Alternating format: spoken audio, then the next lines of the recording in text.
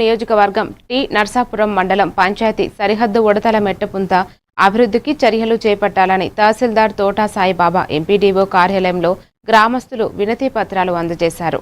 ఈ సందర్భంగా సామాజిక కార్యకర్త ఎస్టీ నాసర్ పాషా మాట్లాడుతూ రైతుల వ్యవసాయ ఉత్పత్తుల రవాణాకు, ప్రజా రవాణాకు ఉపయోగించుకునే పుంత రోడ్డును పక్కా గ్రావెల్ రోడ్డుగా అభివృద్ధి చేయాలని కోరారు.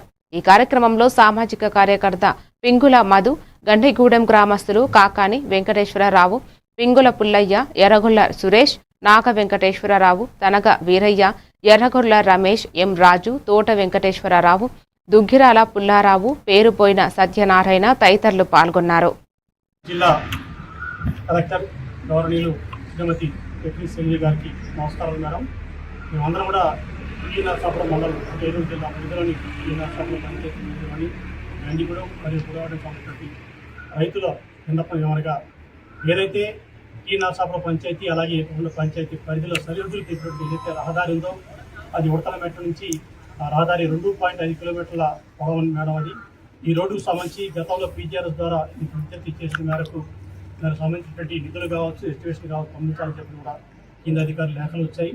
ఈ సందర్భంగా ఈ దారిలో వ్యవసాయ ఉత్పత్తులు కానివ్వండి, ప్రజా రవాణా కానివ్వండి, పెద్ద ఎత్తున నడిచేటువంటి రహదారి, ఈ రహదారికి సంబంధించినటువంటి సర్వే కానీ అలాగే ఏదైతే ఇందులో మంజూరు ఉందో ఈ అంశాల మీద దృష్టి పెట్టి ఏదైతే ప్రజా రవాణా వ్యవసాయ ఉత్పత్తుల నిమిత్తం ఏదైతే ప్రధాన రహదారి ఉందో దానికి గ్రావెల్ రోడ్డుగా అభివృద్ధి చేసేందుకు మీ వంతు కర్తవ్యంగా సహకారం అందించాలని, త్వరితగతిన ఆ నిధులు మంజూరు చేయవలసిందిగా గండిగూడెం మరియు పురగూడెం గ్రామ ప్రజల తరఫున, రైతుల తరఫున విజ్ఞప్తి చేస్తాను.